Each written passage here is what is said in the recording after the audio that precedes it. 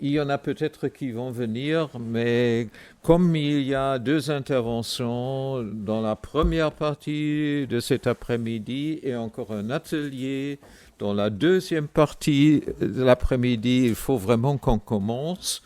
Donc, on commence avec Ibtissem Chachou qui va parler de la mise en mots, de la mémoire de la ville de Mostaganem à travers l'œuvre, bien sûr, d'Habib Tangour. Et je la présente brièvement. Elle est professeure des sciences du langage à l'université de Mostaganem, chercheur associé au CRASC à Oran. Et pour la situer un peu mieux, elle a publié des articles sur le contact des langues dans le domaine médiatique, le statut des langues en Algérie et la question des urbanités socio-langagières au Maghreb. Pardon. Elle est notamment l'auteur de La situation sociolinguistique en Algérie, pratique plurilingue et variété de l'œuvre chez L'Harmattan en 2013, Sociolinguistique du Maghreb, Ibir en 2018, et elle a coédité avec Monsieur Stambouli, le collectif pour un plurilinguisme algérien intégré, Rive 9 édition en 2016. Donc, je vous donne la parole, je répète encore une fois, la mise en mots de la mémoire de la ville de Mostaganem. Merci. Merci beaucoup, Monsieur le Président. Donc, bonjour à toutes et à tous. Je suis très contente d'être ici. Je souhaite remercier déjà Stéphane pour m'avoir invité à participer à ce colloque autour de l'œuvre de Habib Tangour. Et merci aussi au château de Cerisy de son accueil. Donc, comme vient de le rappeler Monsieur le Président, donc, mon intervention s'inscrit dans le cadre d'une discipline qui est les sciences du langage et plus particulièrement de la sociolinguistique urbaine. Donc, ça va être un peu différent de ce qu'on a dit depuis le début de ce colloque, enfin de la littérature. Mais j'ai beaucoup appris en écoutant tous les littéraires parler de leurs différentes approches. Mais ça va être un peu différent dans la mesure où la sociolinguistique urbaine, très très brièvement pour ceux qui ne connaissent pas ce domaine, c'est une discipline, c'est une sous-discipline de entre guillemets, de la sociolinguistique générale qui s'intéresse à la mise en mots des espaces par leurs habitants, par leurs usagers. C'est une discipline qui s'intéresse à l'aménagement des langues et des discours des villes où l'espace est une dimension fondamentale de la construction sociale des identités collectives et des identités individuelles. Donc, j'ai travaillé que sur des corpus oraux jusque-là, mais je m'intéresse depuis quelques années déjà à la question de la citadinité et de l'urbanité au Maghreb. Donc, je fais clairement une distinction entre les communautés socioculturelles citadines qui sont présentes dans les villes dites citadines du Maghreb, donc Tunisie, Maroc et Algérie, et les communautés urbaines. Donc citadin, ce n'est pas l'équivalent d'urbain comme c'est le cas en France ou en Occident de manière générale. Donc c'est la première fois que je m'intéresse à une œuvre littéraire, donc je vous prie d'être indulgent donc, à l'égard de ce que je vais présenter dans la mesure où c'est un premier essai de travailler sur un corpus littéraire. Alors, la communication, c'est la mise en mots de la mémoire de la ville ou la mise en discours de la ville de Mostaganem à travers l'œuvre de Habib Tangour. Donc, je commence par cette citation. En une image poétique, l'âme dit sa présence. Gaston Bachelard, la poétique de l'espace. Alors, le plan de mon exposé rapidement. Donc, je vais parler de la ville de Mostaganem comme espace anthropologique où a lieu la dialectique, où on perçoit la dialectique du centre et de la périphérie. On va aussi voir à travers son œuvre le récit des origines ou comment des bribes de ce récit ou ce qu'on appelle des anecdotes ethnologiques, comme on a dit tout à l'heure, se manifestent dans ce discours. les lieux de la mémoire familiale, comment ils sont évoqués, l'évocation de l'ancêtre éponyme, donc en l'occurrence Sidi Ben Saad dont on a parlé tout à l'heure. On va voir aussi comment se manifeste la toponymie de la centralité urbaine, notamment à travers le quartier de Tijdit, et la toponymie de l'espace des origines, donc l'espace des Bni Zerouel, voilà, on va dire les choses comme ça, de Mzila et bien d'autres espaces. L'anthroponymie aussi, ou l'onomastique, on en a parlé ce matin, et les patronymes, comment ils sont là aussi comme des marqueurs identitaires qui sont mobilisés dans le discours de Habib Tangour. La centralité aussi et les parcours hagiographiques à travers le maître de l'heure notamment, mais à travers d'autres récits. Et on va voir aussi comment, à travers cette œuvre, il y a aussi l'évocation des affiliations, c'est-à-dire des différentes origines, des différentes identités collectives, communautaires qui coexistent dans la ville de Mostaganem. Puis, pour terminer, quelques repères et courts récits hagiographiques pour répéter. Alors là, les œuvres auxquelles je me suis intéressée, c'est Jean de Mosta, Le Maître de l'heure et Despont-Nglouti. Alors là, il s'agit dans cette communication de mettre l'accent sur la mise en discours de Mostaganem, ville natale de Habib Tangour, de sa mémoire aussi, de la mémoire de Habib Tangour, de la mémoire familiale de Habib Tangour, mais aussi la mémoire de la ville, de l'écrivain par le biais de repères, de marqueurs identitaires qui sont d'ordre linguistique, toponymique, patronymique, ethnonymique et d'autres repères aussi qui vont jalonner ces écrits. Alors ces repères donc se présentent, comme je l'ai dit, comme des marqueurs dont les dimensions socio-anthropologiques et hagiographiques sous-tendent la trame narrative des récits à l'instar donc de ces trois œuvres que j'ai citées. Alors, l'écriture aussi individuelle et collective, l'écriture de la mémoire, individuelle et collective, et de l'histoire transite à travers le prisme de ces marqueurs identitaires qui réancrent l'auteur et le lecteur dans le vieux Mostaganem de son enfance, et plus précisément dans le quartier central de Tijdit, mais également dans la saga des Bni Zerouel du Bachélif.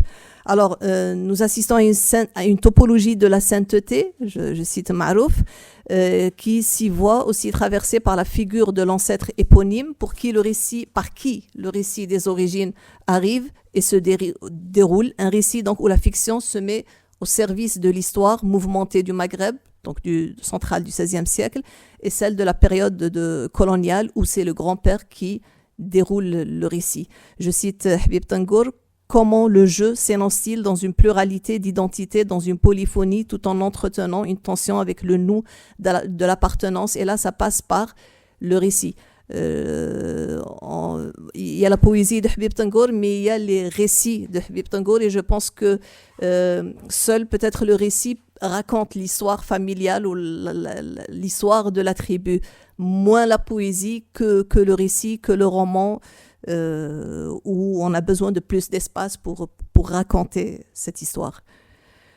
Alors, la mise en discours de soi et du lieu transite aussi par différents registres discursifs et plusieurs voix dans les champs de la transcendance qui rythment la place du marché de Tijdit, le quartier de l'enfance et la plage de Sidi Mejdoub, où ont lieu des concerts du Chabi Mostaganémois, où se meuvent diseurs aussi et troubadours. Nous avons les fragments de récits des aïeux aussi qui reviennent dans son œuvre, une oralité donc fondatrice du récit des origines qui est saisie par bribes dans l'enfance et reconstituée plus tard à l'âge adulte par l'écrivain.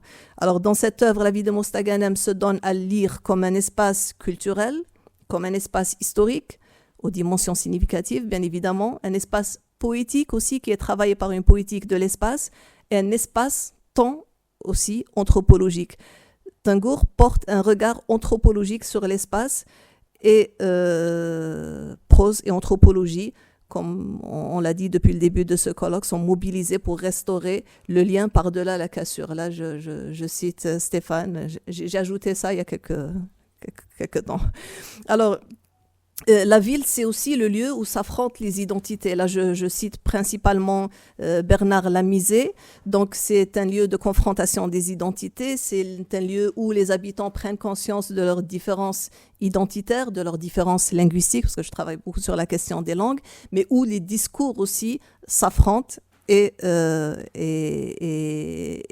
participe peut-être parfois de certaines tensions intra-urbaines. Et on va le voir peut-être après.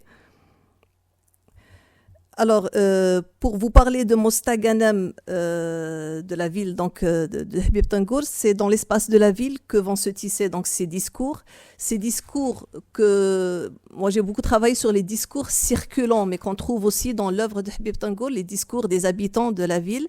Alors, ces discours, quand ils racontent les origines ou le récit des origines, ils fonctionnent comme des arguments anthropologiques qui visent à légitimer l'appartenance au lieu, ou la légitimité de l'occupation du lieu, ou encore l'antériorité de l'occupation de l'espace. On était les premiers ici, nous sommes les premiers, nous sommes les plus anciens, et tous ceux qui vont arriver après, c'est des arrivistes, c'est des ruraux, etc.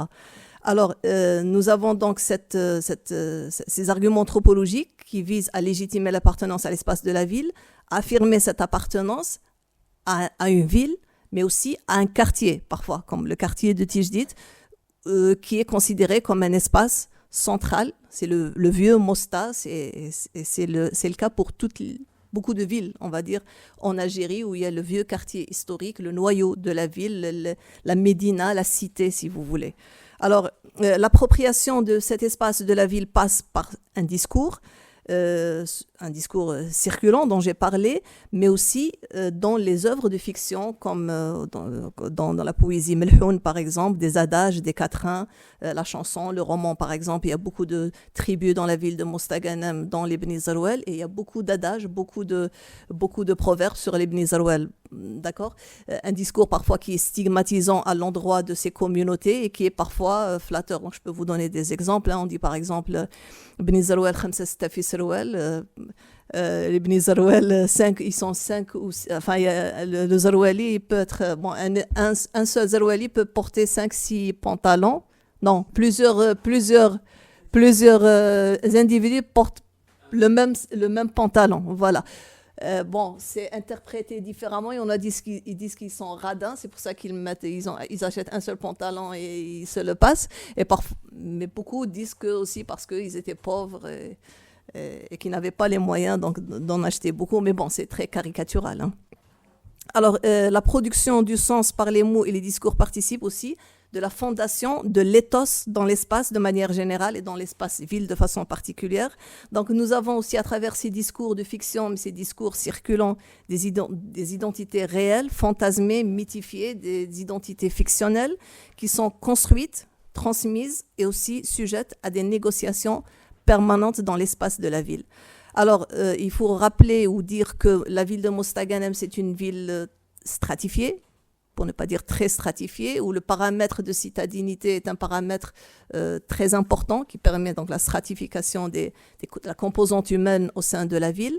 Alors il y a plusieurs groupes humains issus de différentes origines, de diverses provenances aussi.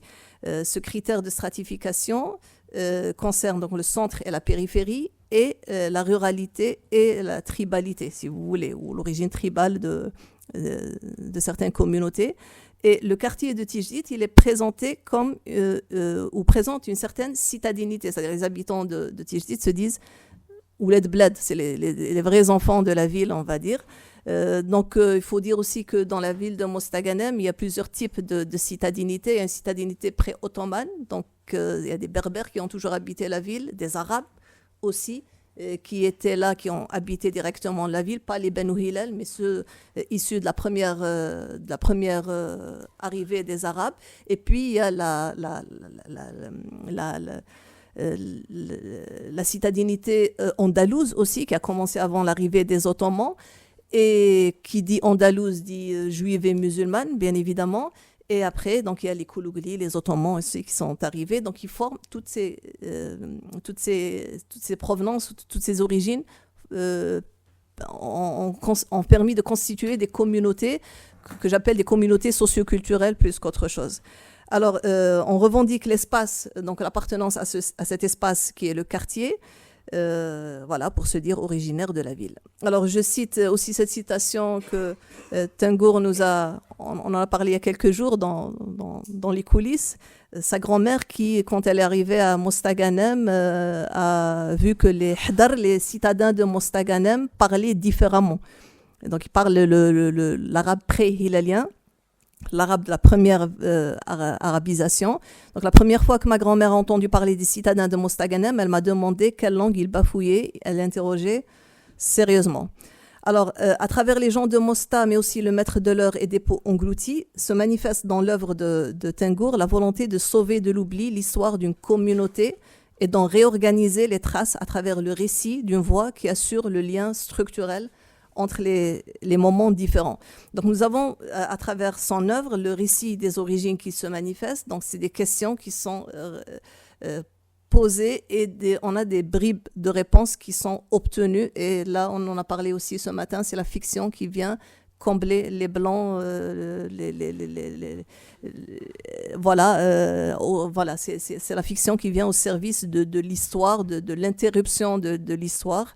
Alors, dans Dépôt englouti, Tengour écrit « Mon grand-père disait que ce qui a été raconté ne s'oublie jamais, il peut rester des années récroquevillé dans un coin de la mémoire pour surgir le jour où l'on s'y attend le moins, parce que ce jour-là, soigneusement noté, a été préalablement désigné par le dévoilement. » Alors, dans Dépôt englouti, c'est Tengour qui va endosser le rôle du grand-père, de celui qui transmet. Cette histoire, je vais te l'écrire. Aujourd'hui que la ligne d'horizon s'est obscurcie, je dois me dépêcher pour te transmettre cette histoire.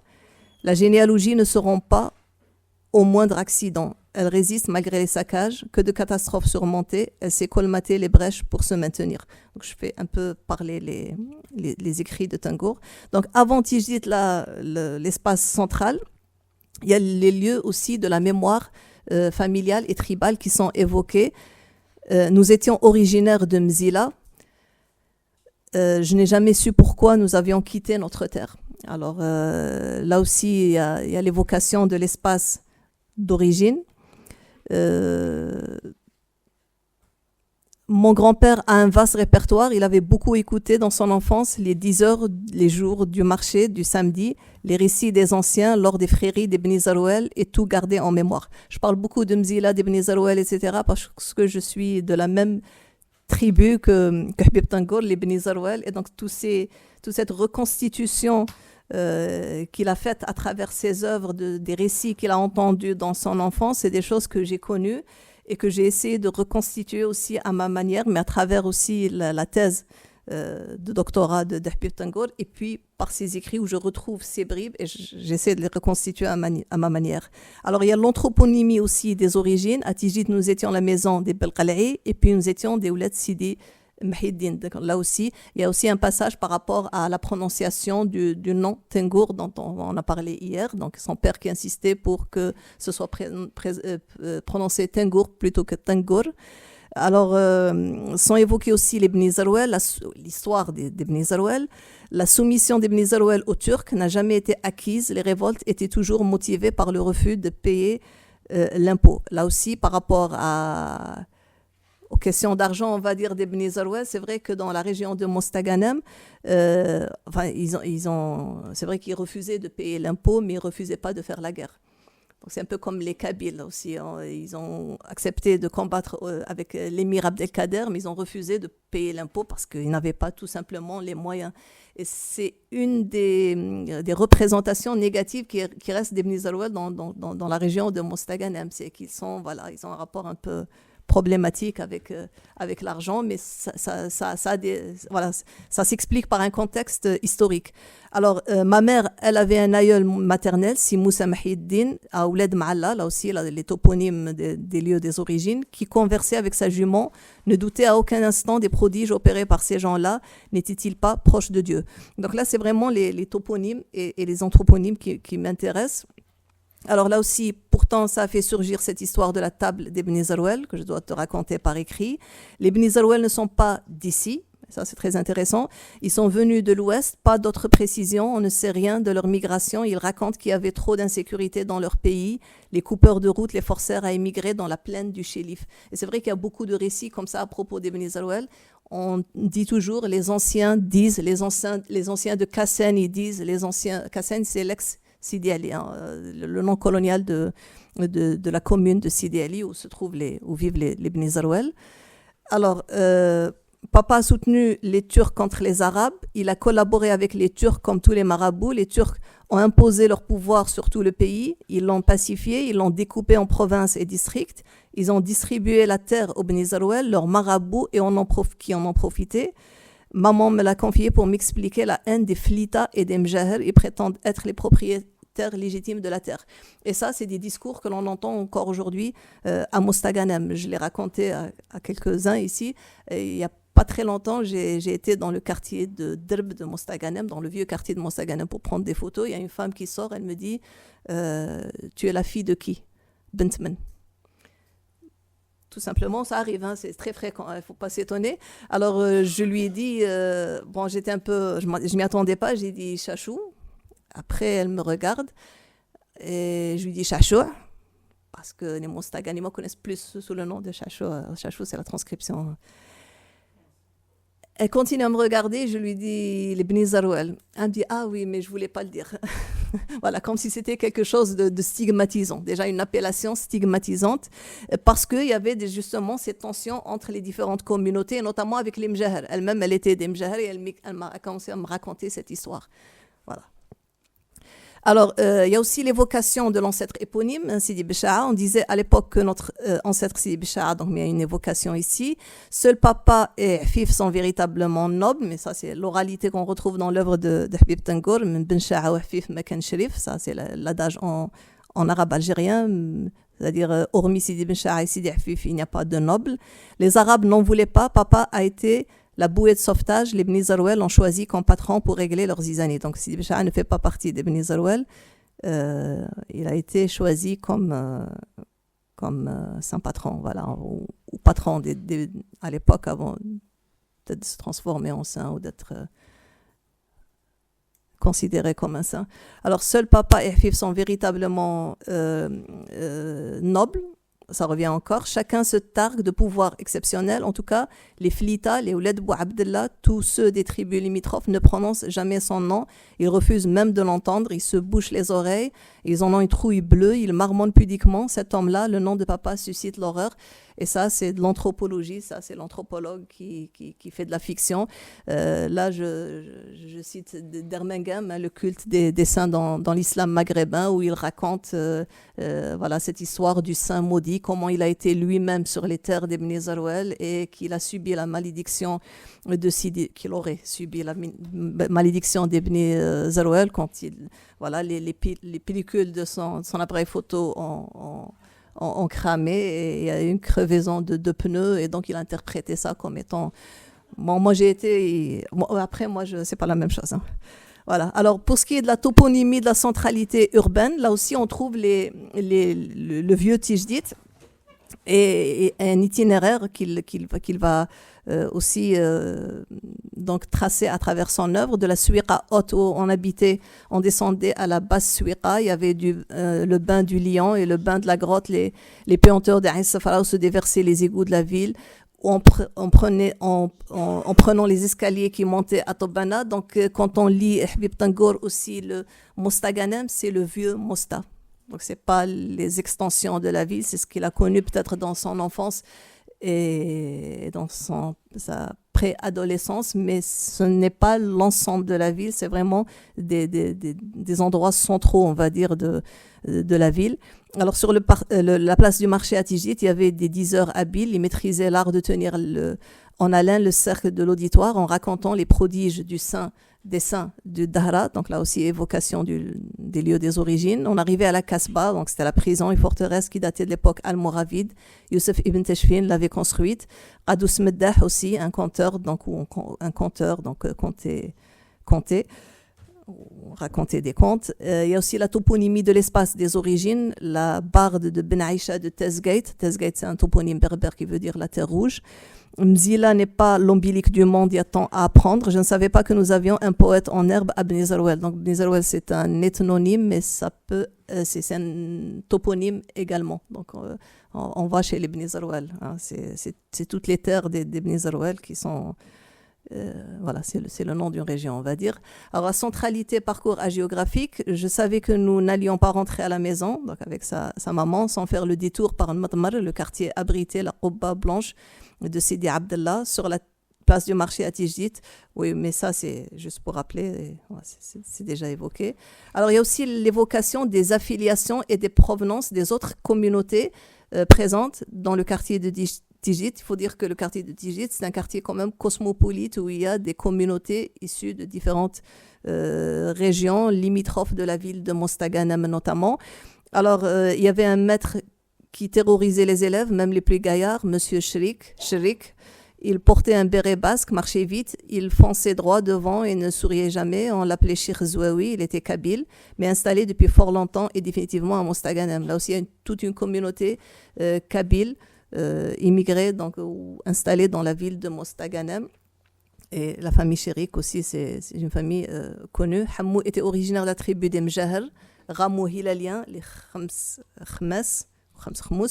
baroudeurs du Dahra. Là aussi, un rappel des différentes, de l'origine des Mjaher comme étant une tribu issue des Banu Hilal. Il y a aussi Sidi Mohamed Ben Ouda qui est évoqué, donc le saint patron des Flita, voilà, merci. Donc, saint patron des Flita aussi, tribu arabe. Et d'ailleurs, il continue. Quel avenir attendait ses enfants? Il en avait 3. Donc, un ami à lui décédé, donc il laisse des enfants qui s'appellent Ben Ouda, Bakhta, Zainab, des noms très peu citadins. Sa mère avait insisté pour maintenir les attaches arabes. Flita, sa tribu, aux origines hilaliennes, là aussi un rappel des origines. Et les repères hagiographiques. Donc Mostaganem est la ville de Sidi Saïd, le saint patron de la ville de Mostaganem. Mostaganem demeure sous la protection des saints. Tous les écrits du passé l'attestent, la ville est bénie. Kader ajouta que Sidi Abdelkader de Salaman, mais une anecdote, était une supercherie. Un colon malin avait bâti la Qubba au milieu de son vignoble pour dissuader les maraudeurs. Ensuite, il a soudoyé des Arabes pour vanter les mérites du lieu.